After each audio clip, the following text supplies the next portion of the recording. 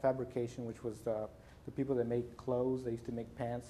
Willie Fara, I think, was the owner, and he had a bunch of maquiladora type clothing companies in El Paso, so she worked as a seamstress there. But most of the time, in the summers, we would pick onions as kids. I don't know if anybody ever picked onions, but we would go to the ranchos and we would pick onions. I remember as a little boy, at 4 or 5 in the morning, we would hear this loud horn in the middle of the summer, and it was a big dump truck that would come down Canotillo, right through the middle of Canotillo, beeping the horn, and all these people would get on the back of the truck to go pick onions. So you could see a bunch of people just getting up on the truck and going in the morning to pick onions. If you missed the truck, you were out of luck with no money. But we used to go pick onions, and my brothers used to do that as a kid. And I think I taught, or lessons that I learned is, you can do any job. It's not demeaning. It's just that it's a job, and you want to do it, and you should be proud of everything you do. And so anyway, it was a very, very good childhood. I was very blessed to be where I was. And as a kid, believe it or not, I've had about 3 operations in my stomach. I've lost my appendix, intestinal operations as a kid. I had pneumonia. I think I almost died about 3 times as a baby, believe it or not. My dad used to always, show off to his friends that, oh, look at his stomach, and he pulled up my stomach and had a bunch of scars.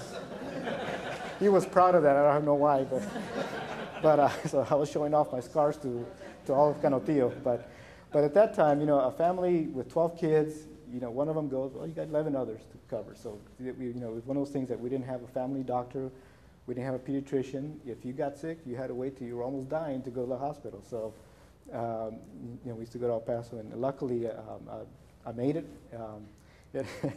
But it was a good experience, because I know that, ever since then I knew that things can be that bad. If I can survive that, I can survive anything. So I'm not scared of doing anything, because I almost died. I shouldn't be here. So I've been taking that attitude ever since I was a kid. And my parents used to always worry about me playing sports.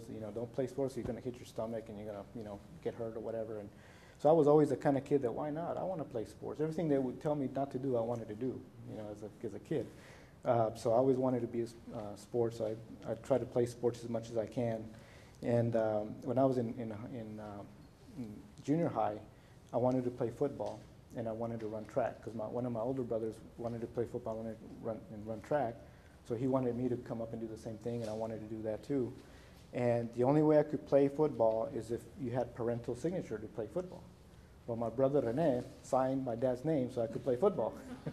So I was playing football 7th and 8th grade and running track, and my mom and dad didn't know that I was doing that, because my brother would cover up for me. And it wasn't until I was in high school that they found out that I was playing football. And it was kind of an interesting story how they found out. But I always set my goals up high as a kid. We used to go to the football games and crawl underneath the fence to go see the Canotillo Eagles play. And I used to think, man, I want to be that guy. I want to be that quarterback guy. So that was my dream. I want to be a quarterback. I didn't think I was going to end up being that, but that's what I wanted to be. So I used to always try to aim up high, and I wanted to do this, because I knew if I want that, maybe I'll get here and I'll still be pretty good. But luckily, I ended up playing football, and I did try out for quarterback, and I ended up playing quarterback. And when I was in high school, as a sophomore, I got a chance to play varsity football, and I ended up playing quarterback.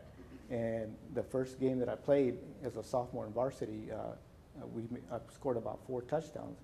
So all my friends knew about it, and my brother's friends. So they went home and told my mom and dad. That's how they found out I was playing football, because I had scored a bunch of touchdowns. So I thought I was going to be dead, but actually my dad was like, whoa, he kind of got surprised. So they went to go see me, so I ended up playing football, and it worked out okay. But my brothers were very influential in my life. They were my role models. They kept me out of trouble, and whenever I'd start hanging out with the wrong crowd, they kicked me back in to get on the right side of track. So I think I was blessed that I had brothers that kept me in line, and it was just a very, very blessing that I had that type of role model. I also, when I was in high school, and it goes back to how I ended up in the YMCA, I did a lot of sports, and I also worked for the county. My first job as a 14-year-old was teaching swim lessons. I went to work for the county, and I got hired as one of those work-study programs, and they hired me as a swim instructor, and I had no idea what I was doing, but I ended up teaching kids how to swim, and that was the best feeling in the world, is to learn, to be able to teach kids how to swim. I got more out of that than anything I ever did when I was in high school. So I liked teaching swim lessons, and then I ended up working as a lifeguard, and then eventually, I think I was 18 or 19, that I actually became the pool manager of the county pool in Canotillo. So I became a pool manager very early, or very young, and it was an opportunity that I had that I think prepared me for what I guess God hadn't planned for me, which was working for the YMCA. And I think God puts a lot of things in our lives to make sure that He gets us ready for whatever we are going to be in life. Sometimes it's our fault that we don't follow that dream, or we're scared, or we're afraid to take a chance. But if you really have faith, I think you'll end up being surprised at what things you can do. And it's one of the things that I think that I want to share is to any Hispanic entrepreneur, or any high school boy or girl, is that you always want to make sure that you never be scared of setting high goals. You know, set your goals up very high, because the worst you can do is come in the middle, and it still can be pretty good.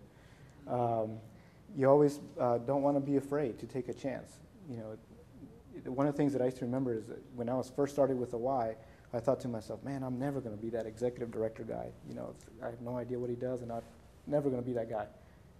But in the back of my mind, I knew that, yeah, I could probably be that guy. You know, back of me, I knew that I could probably do it, even though I was kind of scared, but I wasn't afraid to take that opportunity. And when those opportunities came by, I took them. You know, when they asked me to apply for the Houston Y, you know, I could have said, no, I don't want to move from El Paso, I'm scared. No, I was scared, but I took the chance, I took the opportunity, and God blessed me in many ways. The other thing that I wanted to share is always have good customer service. The best thing you can do is make people happy. Whether you park cars, whether you work on the fields, whether you're a business owner, you have to have good customer service, because that's really what makes a difference. When people want to work with people, when people want to buy a product, get a membership, they care about how they're treated and what you can do for them and making them happy. Because we all enjoy going to Walmart and seeing that guy at the door saying, hello, welcome to Walmart. But nobody goes to Kmart, because there's nobody there at the door at Kmart, right? That's what it's all about. It's about customer service, and I think that's been one of the blessings that I've had through my life, and just opportunities that God has put me in front of me that I've been able to take advantage of. And even from going to college at UTEP, I used to, when I was little, my brother went to UT Austin, and I thought, gosh, I want to go to UT Austin. I want to be a Longhorn. You know, I had my goal way up here. I ended up at UTEP. It's still good, but it's not UT Austin. But I was still happy. I was still proud to go to UTEP, and I still, you know, majored in business management and marketing, and you know, I got a good education. But then again, you got to set those goals high. You got to make sure you aim for being the best at whatever you do, whether it's mopping the floor at the Y to running a big corporation. You got to be the best that you can be, so you can show what you can do. And no matter if you're Hispanic, Anglo, whatever you are, you got to do your best, and you got to have faith that God put you there for a reason. And that's really my story, is that I've been blessed, and God put me where I'm at, and I wouldn't trade it for the world. I have a beautiful family, and I'm just very honored to be here. And really, most of you that are here have even better stories than I have. So thank you for letting me share my story.